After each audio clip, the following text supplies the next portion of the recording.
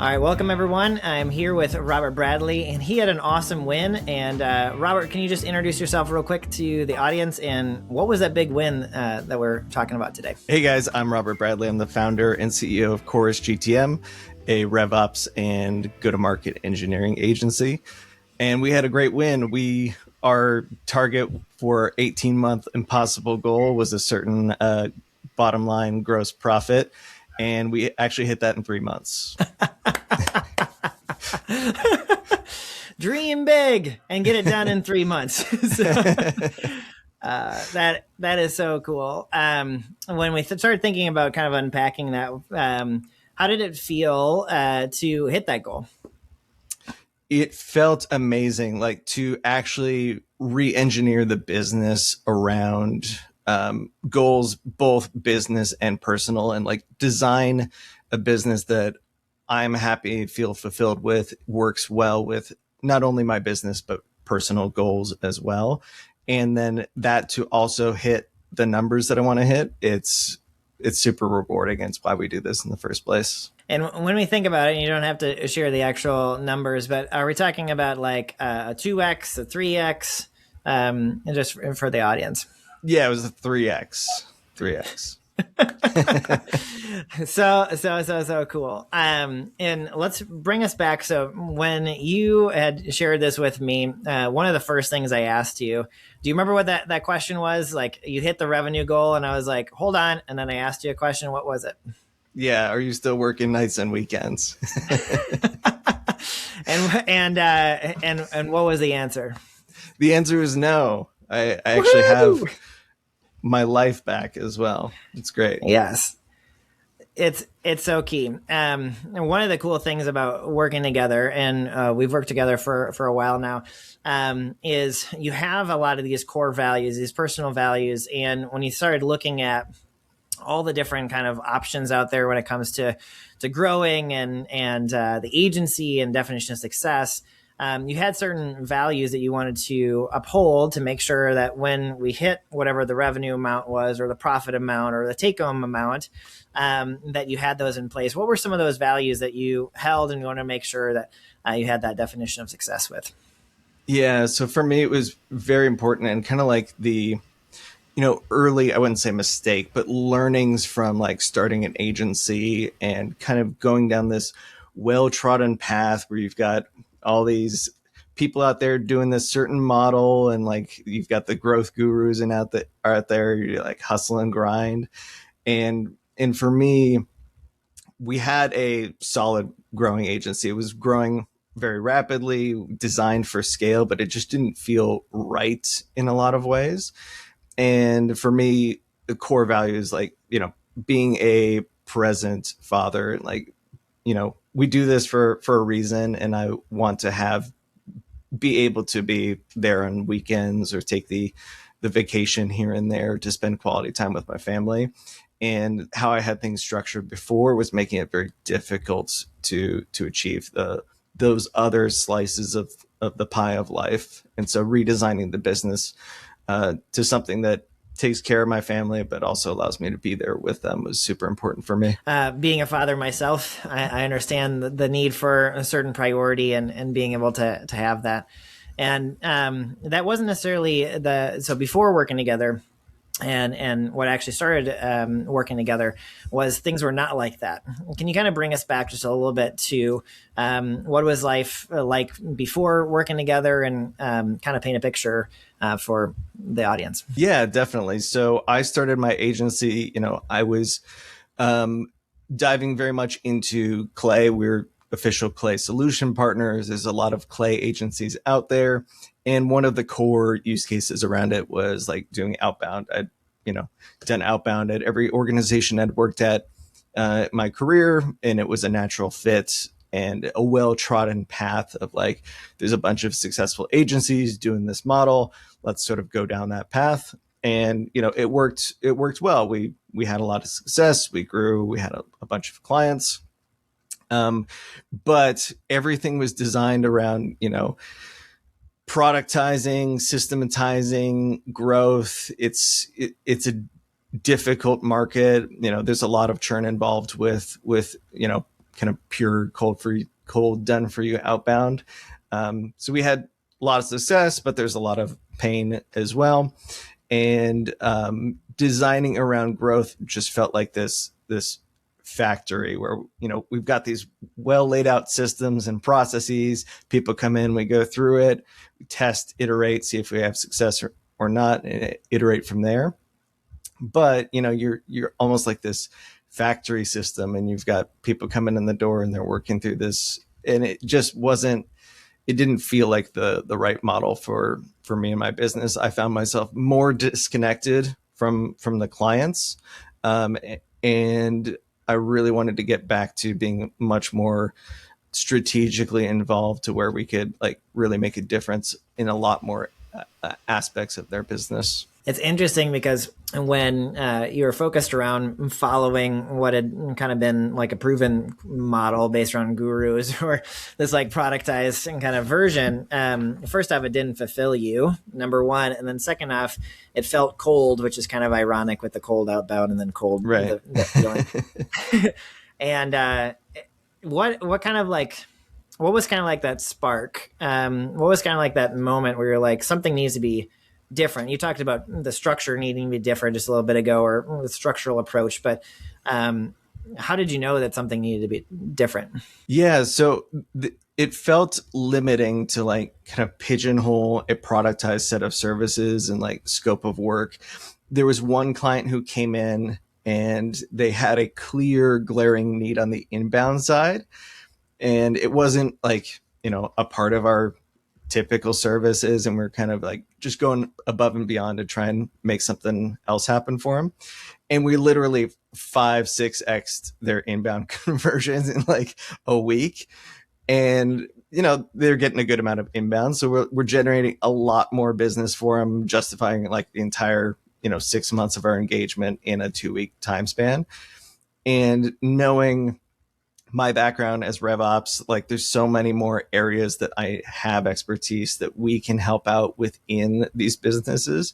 And that just turned on the light bulb. Like, why am I pigeonholing our business into a very niche and just one sort of like, top of funnel pipeline generating opportunity, versus digging into the business and finding so many more ways where we can optimize. And it's really cool because when you kind of start realizing, first off, that your previous background, you have a certain unique ability that is not necessarily the model that is being carbon copied out there. And then you start to understand a bit more about the value that you offer, and then also the values that you have that you're trying to structure the business. And we kind of went on a journey together in the way beginning, kind of figuring out what is that unique ability, the case study that you're talking about, where you're starting to get out of just outbound and starting to look at what is actually the differentiation, not only like differentiation in the market for the agency, but then also based around your core competency. Kind of talk through a little bit of the strategy that we had gone through. Whether it's the Scalable Agency Accelerator or specific parts of looking at that offer to get to where you made the switch. Yeah, so I think it was when we were kind of going through like the core offer triangle and just mapping like kind of our core competencies and capabilities to what are the direct pains that these prospects are typically struggling with, and like mapping that initial offer triangle out then extrapolates into, okay, how can we design an offering that addresses these core competencies and capabilities that we offer that map directly to pains and solutions that these companies are looking for. And then that led to us kind of holistically reworking our offer and like addressing kind of all aspects of GTM with those core competencies. One thing that I really, really like about the way that you described it, okay, now I'm too close to it because I'm always helping people with the method, but you immediately talked about mapping problems, big problems that they're experiencing, and then figuring out how you can make an offer that solves those problems. I think that is like so crucial to not only the structural part of an agency and figuring out how to make the the offer resonate with the right types of people, but also to increase the value by which your offer is being produced or given to somebody. One thing that you didn't say was we're going to create new reports and new spreadsheets and new deliverables. It has more to do with the actual problem being solved, which is a beautiful thing. How did that process was starting to work through the problems and the solutions and mapping out the offer? How did that start impacting who you were talking to? When we were doing kind of the main offer being cold outbound, that was appealing much more to like seed, Series A at best, kind of startups. And we're just getting a lot more interest from people who just like very transactional. We just got to get some pipeline flowing right now. And once I started pivoting into our offer and messaging being much more RevOps centric, then you've got organizations who already kind of speak that language, who already have a RevOps function in place. And because we're leaning much more heavily into go-to-market engineering, which is a lot of RevOps are kind of just busy keeping the lights on, and it's tough for them to sort of work into this AI native go-to-market engineering type of motion and really push their organization forward. It became much more appealing to mid-market organizations, the type I worked at, myself previously. I'm speaking much more to my and our core competencies around revenue operations, things like CRM enrichment, how that impacts, different stages throughout the pipeline. What actions can we take? How can we turn existing clients, spin that around into top of funnel content, thinking much more full customer 360 lifecycle type of conversations is much more appealing to your CROs, your CMOs of the world who are at much larger organizations. I'm just hearing it in your voice.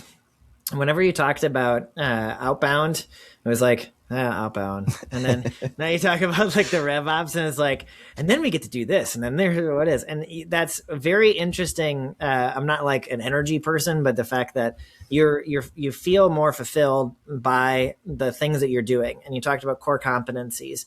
I think that's one of the things that now I'm again too close to it to see it all the time, but just noticing it in the way that you describe the new offering, it fills you up with energy. How does that start impacting sales? Like the feeling of actually core competence as opposed to selling the productized thing, something that you actually like have a huge background in, right? Like CRO type of work. And then now when you talk with somebody, how does that impact? Yeah, absolutely. So whenever I can, whenever I'm on a call with like a CRO or a head of RevOps or something, like they just clearly understand that we get it, that we know what we're talking about, and we know the capabilities, and like that we show them things that push them forward as an organization versus, we'll get you leads and everybody's going to be happy with that. But it doesn't really push the organization forward. You transitioned from the outbound service provider with deliverables and leads to an actual partner, like the partnership language. That's really, really cool, dude. Yeah. And the core outbound piece of it was still like a good pathway for us to go through, because we learned a lot of things on like how to fully understand from top to bottom our client's ICP, how to develop detailed buyer personas, no matter what we do within the organization as strategic partners, how we act on that. If we understand those personas in depth and like what are the KPIs they're measured against, what are their wants, pains, fears, and aspirations. If we understand those people at an individual level, no matter who we're touching throughout that customer 360 lifecycle, we better understand how to speak to them. And, it often involves still an outreach step. Kind of like you've been on a journey, which you have been, but you've been on a journey, and then that early stage, you were kind of like earning your stripes, following what was out there before. And then you got to a place where you went from startup to more of an established business, or more like aligned with the way that you truly had a vision for the company in the way beginning. And it's really, really cool when that vision becomes a reality, not only from the financial side, because I think that if I'm not mistaken, based around what I know about you and what you're saying today, if you would have hit the revenue amount, the profit amount, the take home amount, but you still sacrificed the personal, that wouldn't be a success for you. Is that correct? That would not be a success. Now, yeah, I'm really looking for a type of business that is fulfilling for me personally and professionally. And that's why, you hear growth and scale and like, pull yourself out of the business completely. And that didn't feel right for me. Like, I want to be involved, at least strategically, with our clients and helping them to, make important decisions. And like, you know, a lot of these companies don't know how to navigate AI and put compelling workflows in place that actually move the needle in their business. And it's fun, it's exciting, and I like to be involved in that. And it, is not fulfilling for me to completely divorce and remove myself from being at the cutting edge of things. I'm gonna kind of take my own takeaway for the audience, and then I want to hear from you if you had a takeaway for somebody else that's listening. But the thing that I'm seeing just from working together is, first off, dream big. That whole impossible goal of the 18 months, if you got really clear on what that 18-month or 3 years or whatever that end goal is, that definition of success, I think that's one of the most important things that people need to have. They need to have something that they're working towards that's more fulfilling, and it's not just revenue. It's like a feeling of an outcome. I think that's the first thing.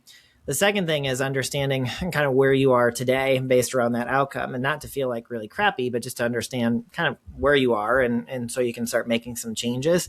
And the third thing is, I think that for anybody that is kind of in that undifferentiated kind of role where like it's not cold outbound for everybody, but like full service agency serving everybody, it's like, okay. And you realize that you need to create the freedom, the time freedom, the financial freedom, and really the fulfillment. There's going to need to be a change within the offer, which we'll talk about in just a little bit. But I think that those are some of the big takeaways that I've taken so far. What takeaways would you have for other agency owners kind of listening to this? There is a time and a place to kind of go down a well-trodden path, at least like get some things off the ground and get those initial learnings. But then from there, it is how do you design the business to align with your core competencies and skills, but also what you're passionate about. And those tend to align to each other. The things we're passionate about, we tend to be better at. And that was kind of our journey, was like going from, just kind of another, cold outbound agency. There are some of those guys who run these agencies who are like, the best offer crafter in the world. And they're so good at that, and they lean in on that. And then for us, it was like, there's so much, like, we are systems and process experts, and like building AI native workflows into all aspects of the organization. So for us, it was moving beyond that into much more of these, foundational CRM enrichment workflows, or how do we touch all aspects of the customer lifecycle and like naturally fold in AI and company context into that. And that was just us leaning into our strength. And that's, by doing that, we found, this is a lot more valuable of a service, and we can multiple our retainers. From what I know and what we talked about, clients are happier, client churn is reduced, they're enjoying it. Like it's an amazing thing what starts to happen when it comes to the alignment from a personal side and a professional side. And I would add in, rather than just being seen as a like tactical, more transactional, like executor as an agency, we're being seen much more like strategically within the organizations that we're like, the seats at the table that we're at now are much higher up within the organization. And they're talking about like, how do we leverage their skills and capabilities more within our organization versus, kind of like, there's a specific angle, go hit that, get it done for us. It's a much more important and fulfilling relationship we have with our clients. Mm-hmm. And you're less replaceable. Yes. Just based around the positioning and you finding that uniqueness.